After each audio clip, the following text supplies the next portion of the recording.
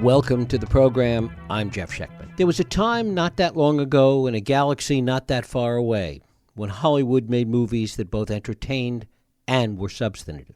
You know, the kind we see now on Netflix or Amazon or HBO. Movies like Fatal Attraction or Forrest Gump or Braveheart. It was a time when a woman could rise to the top of the Hollywood hierarchy, and even at 20th Century Fox in the pre-Murdoch days. So much of this history is embodied in the story that my guest Stephen Galloway tells in his new biography of esteemed Hollywood executive and producer Sherry Lansing.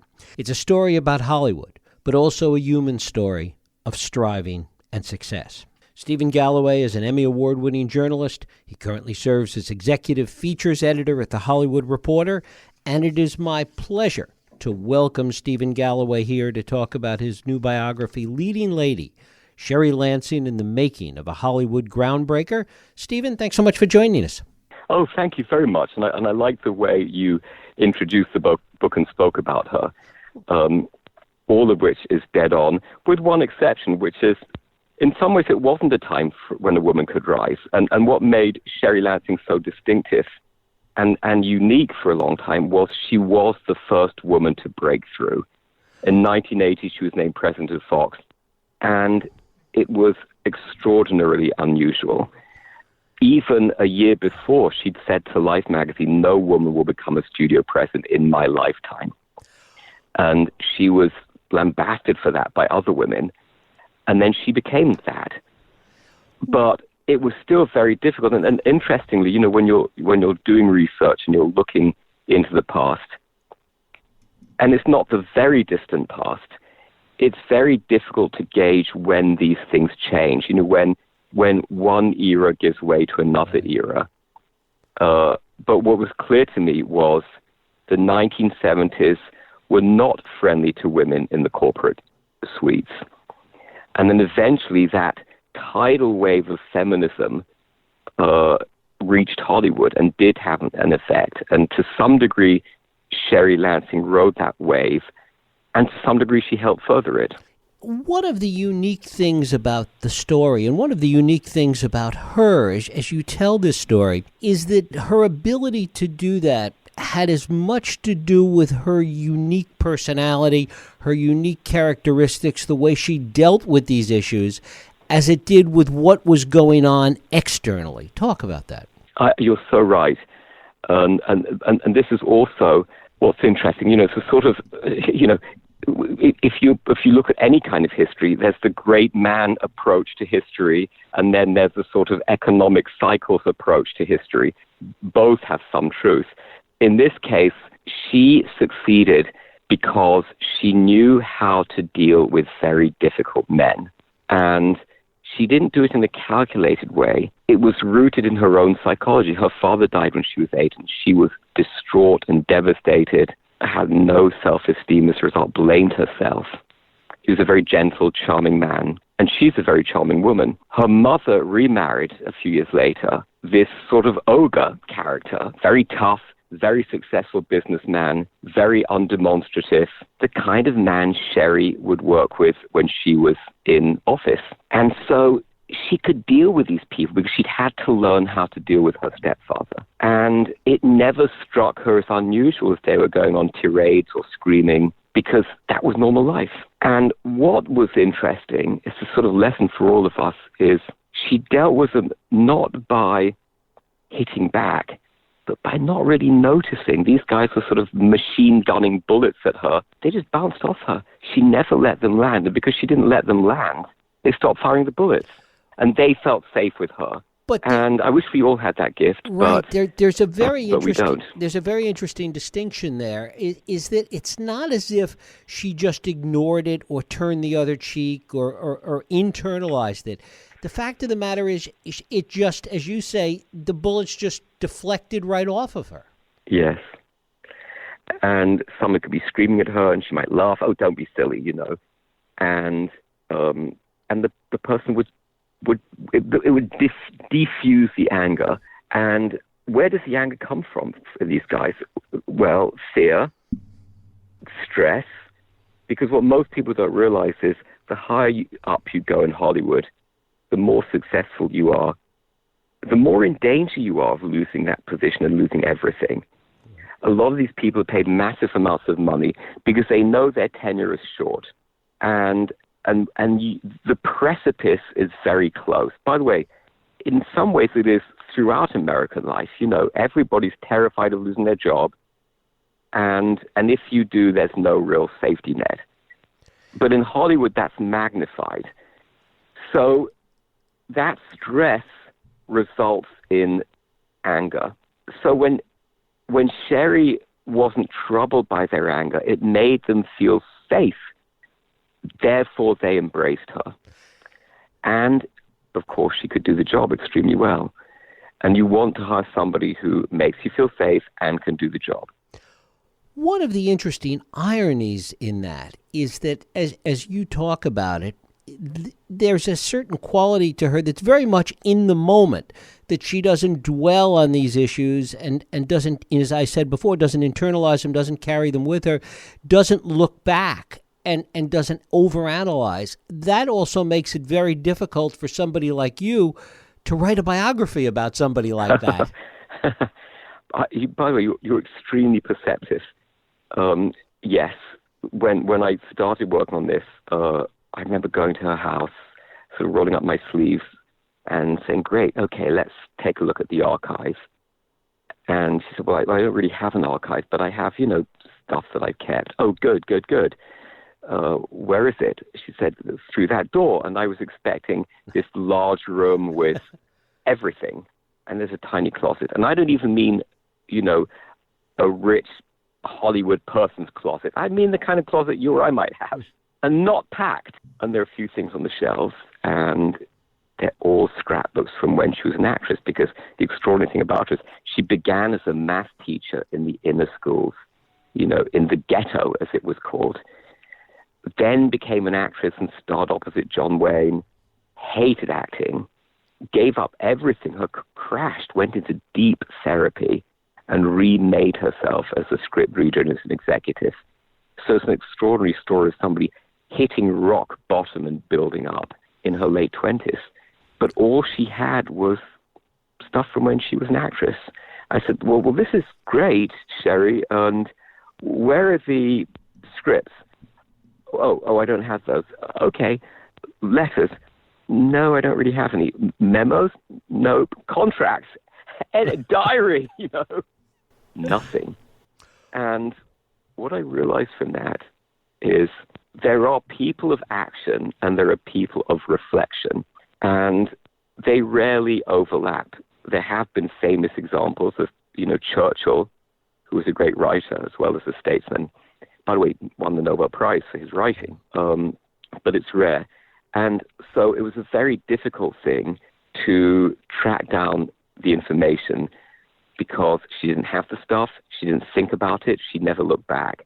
So rather than start with her and then verify, you would go to other people and build the stories and then come back to her and trigger her memory. How important were mentors to her? So many of the conversations today about women writing about success or failure or struggles in the workplace, people like Sheryl Sandberg write a lot about the importance of mentors. She had an executive by the name of Dan Melnick, but others. Talk a little bit about that.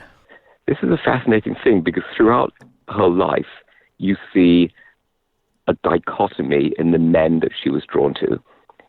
And it's rooted in her two fathers. The one very gentle, sweet, artistic, the other dark and tough and demanding, but solid as a rock. She goes into the entertainment business and finds two mentors. The first is this extraordinarily sweet, gentle, artistic producer, Ray Wagner, who hires her for $5 an hour as a script reader. The second is a famously Machiavellian, political, dark, devious, drug-addicted producer executive named Dan Melnick. And I think in the book I call her, her bright angel and her dark angel. And she responded to both, and both responded to her. What upset her when she read the book was she said, well, you've spent all this time on Dan Melnick, not, Ray Wagner. And I said, the hard thing when you're writing is once somebody is sweet and light and bright and lovely, you've kind of said what there is to say about them. The dark, complex figures are much more interesting. And Melnick was a very complicated figure who was extremely political, driven by money and power, and yet loved film and staked his career, his reputation to make films like All That Jazz. And I found him fascinating. My great regret is that he died a few years ago before I could interview him. Mm-hmm. It's interesting that, and I don't know if you'll agree with this, but her longtime business relationship, working relationship with her producing partner of many years, Stanley Jaffe, that there are some pretty unique similarities between Stanley Jaffe and Dan Melnick. Jaffe, Melnick, and then at Paramount, John Dolgen. Okay. These are people who were tough, abrasive, explosive, often disliked. She doesn't see that. And she saw their human qualities, and she saw their ethics, their professionalism. When she partnered with Jaffe to make these films, he said to her the first day, if you're going to be a producer, you're going to get on the set before a single technician, and you're going to leave the set after the last technician, because they have to see you're the leader. And he was also a mentor to her. She always regarded him as a senior partner, really until the time of Fatal Attraction.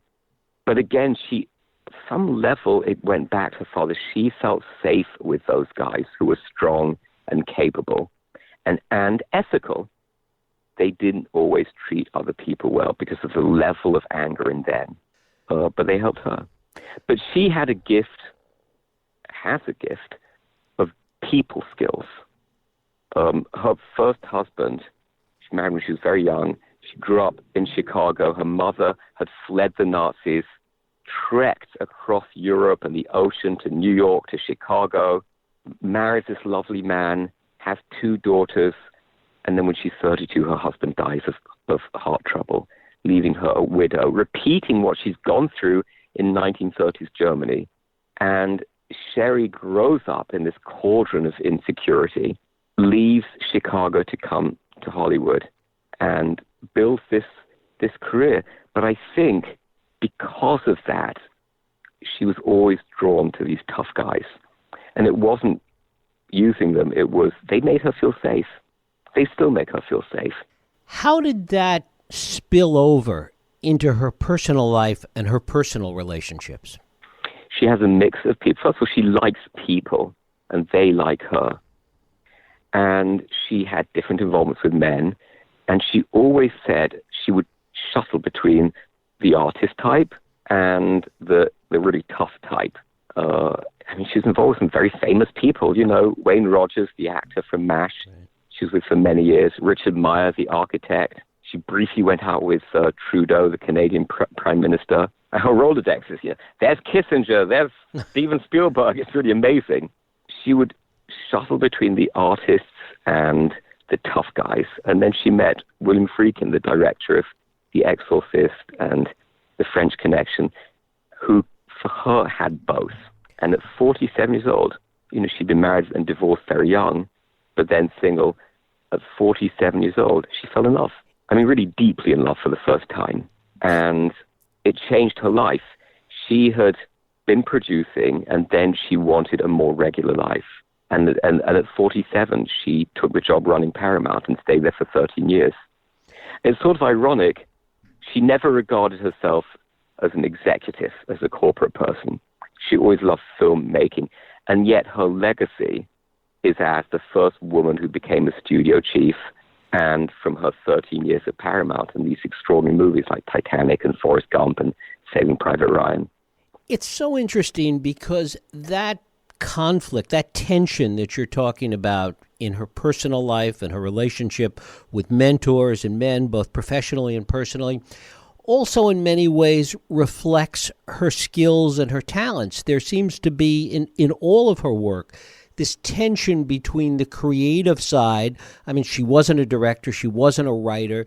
I mean, she wasn't creative in that traditional way, but there was this tension between the creative side and the business side.